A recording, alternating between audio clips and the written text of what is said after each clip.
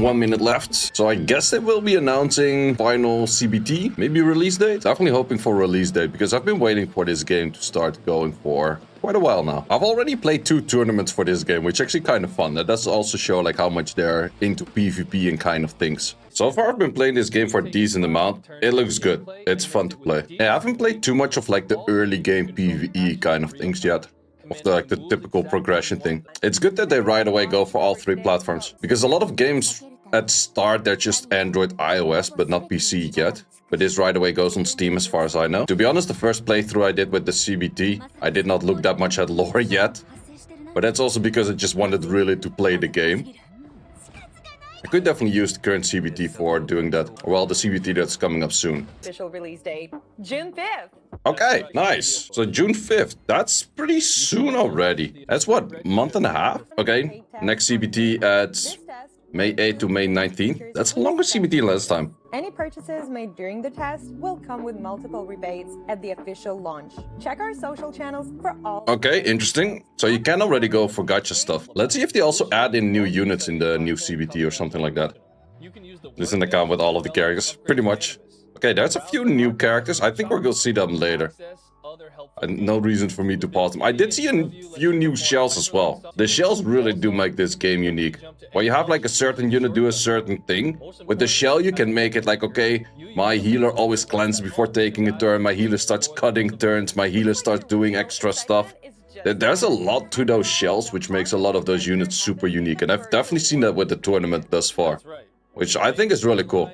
But then on the tournaments, we had all of the shells pretty much. We had a whole inbox with insane amount of shells. In this case, you actually have to farm from them. So it's more of like, okay, what combination of shells do you have? And then make it fit for whatever team you have. Has been carefully designed. And when we launch on June 5th, you'll get to meet even more new characters. Okay, so they right away go for new characters as well on the 5th. Okay. Mocha, the Union sweetheart. This is SR. Loves the spotlight. Rosa, who's ruthless and pretty intimidating. Okay. Kiyomi, the top student council president at 13th District High School. Born, one of Astral Union's 3 CEOs who hides a sharp mind behind a friendly. A lot of blue element characters so far. Always looking on the bright side. Sounds like each anime. Couldn't really follow that fast like what kind of skill sets they have, but they look pretty dope. It's also the question if they're going to be better than the others. She's also new, Freya. Looking slick. Let's see what kind of skill set she has. Or even what type of... by the stats, looks like some HP damage dealer. Speed sets. Thus far. Skill 1. Freya deals 2 instances of damage to a single enemy. The first instance can apply 1 stack of Dreamlight to a random ally, while the second has a chance to apply Nightmare to the target enemy. Those are new debuffs as well. Dreamlight allows teammates to consume 1 stack of Nightmare and trigger Purify when a debuff is applied during their subsequent actions. Ooh, Cleanse is always super strong. Is attacked, Freya's ally will recover some of her health. Freya's exclusive passive, when an ally receives a buff, their action progress increases by a certain amount. Ooh, that sounds strong though. Progress decreases by a certain amount. Skill 2. Freya grants all allies defense up and 2 stacks defense buff. Interesting, because most defense scalers thus far kind of have defense buff themselves. 2 turns, attacks all enemies, and deals 4 instances of massive damage, each with a chance to apply Nightmare for 1 turn. Freya possesses... Okay, she's a heavy debuff on that Nightmare. Nightmare seems really strong. Allies with a continuous cleansing effect, while Nightmare causes allies to restore their HP when they... She seems really strong as like a combination hybrid support and damage dealer. And reduces enemy action progress when debuffed, with the ability to... Which does make sense that she's high on HP and high on speed. Simultaneously enhance her team's offensive and defensive capabilities. By weaving her distinct abilities, Freya provides exceptional team utility through support and action progress manipulation. While damaging enemies, she impedes their actions through debuff. These are also a bunch of new stages that I've never seen. Looks cool though. I really like the environment and that kind of stuff. Enabling her team to triumph over even the most formidable adversaries with a strategic advantage. Okay. If the other 4 or 5 units also look like that, that's definitely dope. I think she is, especially with like units like Biotin, will be really insane. Do you have expectations for it? I will definitely play it. That's for sure. How good it will do on launch and that kind of stuff is always super hard to say. But I do have a feeling for it that they're really trying to pick a few of the best of like multiple worlds of different gacha games that kind of do the same thing, but they're trying to do it better. And in the end, the question is always like, are they going to succeed or not? And that's very hard to say, but I definitely do think that they have been doing a good amount of research through their CBTs and they like just the betas they have been doing, that I would say that it has a really good shot at doing really well. But then again, we have to see on the 5th of June. But you can expect me playing this game on the 5th of June, that's for sure. Do this game need dupes for max potential? Yes. But from what I've heard, don't add me on this though, I'm not 100% sure, is that in PvP you don't need the dupes to reach max potential. They right away have the same thing already. But since I only played the tournaments, which actually did have like full maxed out accounts, I'm not 100% sure if that's correct, but that's what I've heard from other people. Which is really cool, because then you only have to focus on equipment and you don't have to focus that much on the getting the duplicates of the units. Plus, in a lot of games, it takes a really long time to actually, let's say you pull a unit, before you can actually use them, it takes a decent amount of time. Whereas in this game, if that's the case for PvP, you don't need duplicates. It makes it a lot easier, like, oh, you pull a unit, you can use it. And that's really cool. So I really do hope that they do actually pull that through. But I heard that from multiple sources, so I guess it should be correct. You can minimize the combat screen and check out other parts of the game. Yeah, that's also good that they have an auto farming system where you can farm on the background. Shells is the part in the game which I do really like. It makes the game a bit more complicated. I was talking about it with Sean B. He was kind of saying like, oh, it makes it too complicated. For me, it's actually really cool. And I do really like the idea behind shells.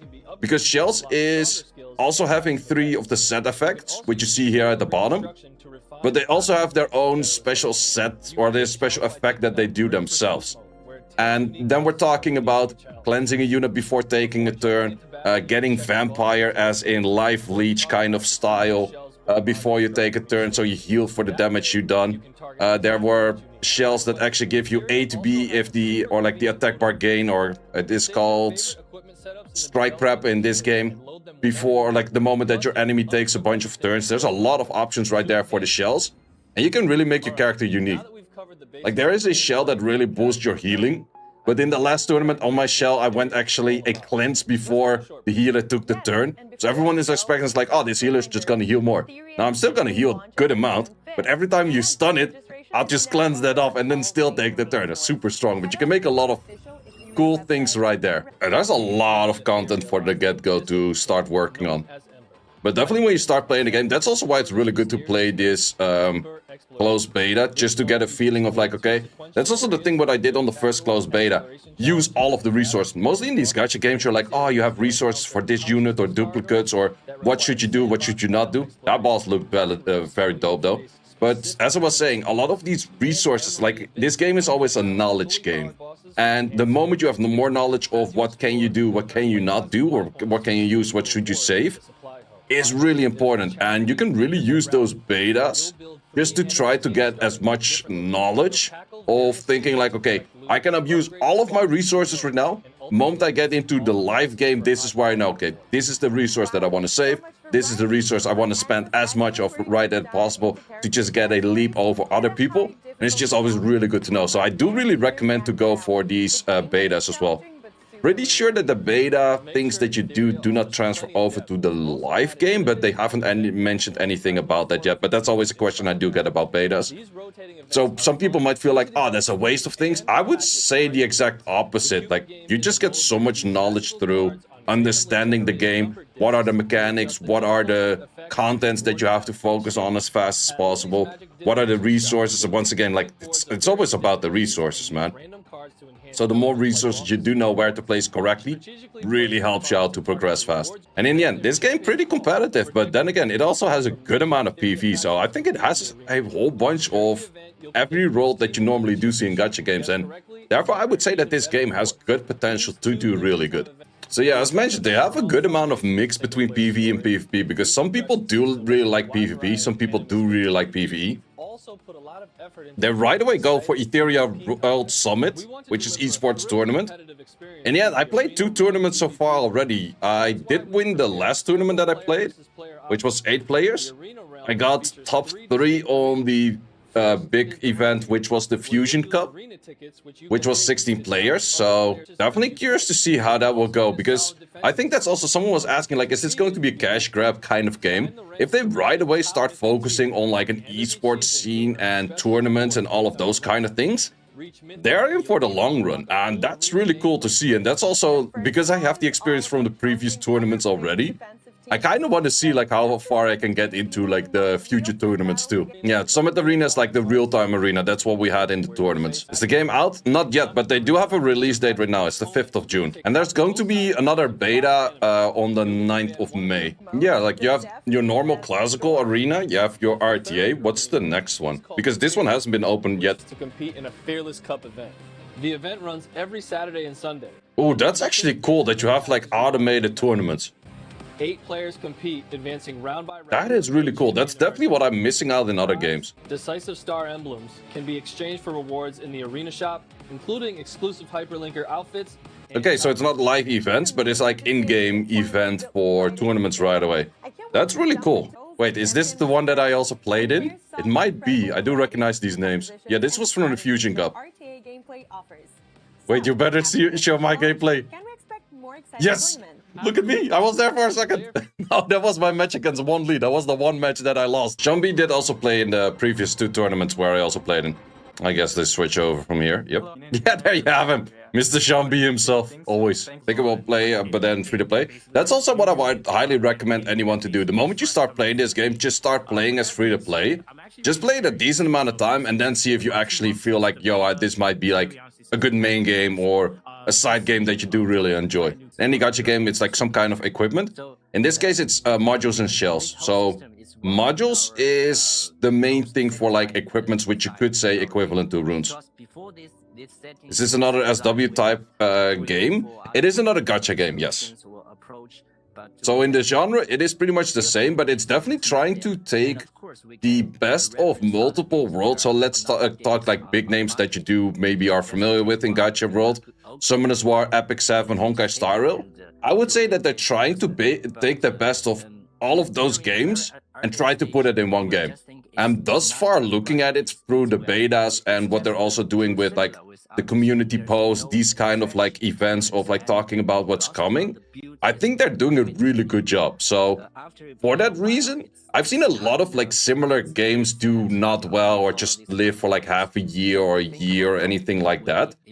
And I think that this game is going to be different. And for that, I've been following this. Yeah, same as what Kami is saying. Like, it's the same thing for me. Like, if I do enjoy a game, I really don't mind to spend like a few bucks a month on it just to support the game. Like, sure, you don't have to go heavy on whales. Like, I'm gonna spend millions of dollars right away. No, it's just like supporting the game on like a comfortable level. What purpose does dupes provide? They want to be more free-to-play friendly. Well, I think that's always good. I think that's always really good for these kind of games, because in the end, a lot of these games are like, ooh, I gotta get the cash right now. We released the game, I gotta get the cash, I gotta get the cash. And this one is actually saying like, no, we're more for the longevity of the game.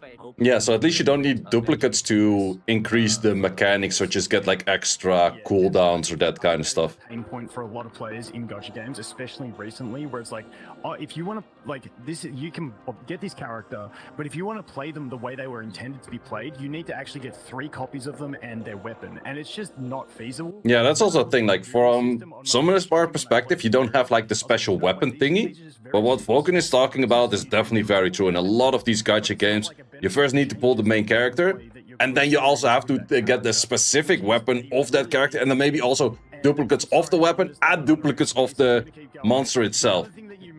And in here, it's just, you get the monster, and then it's about like just getting the skill ups in, but you do that through resources you get in the game itself. If you want to register, you can register here. So for the dates, we are looking at 8th of May until 19th of May for the final CBT. But I definitely will be playing on the 5th of June, and you definitely will see me streaming this game on the 5th of June and probably later down the line as well. So I would say that in general, this game looks really cool. And it's also cool that you already see them engaging with the community, inviting a bunch of people, having talks about it. They already did a bunch of tournaments, already played in 2 tournaments so far. Those videos, if you do want to watch it, they're in my YouTube as well. I definitely will give this game a try. And once again, I hope you guys will join me with that. Thanks for watching. If you would like to see more guides, join the Discord and check out the content tab for the guide video archive, which contains all of the guides that you might need. Hope to see you there.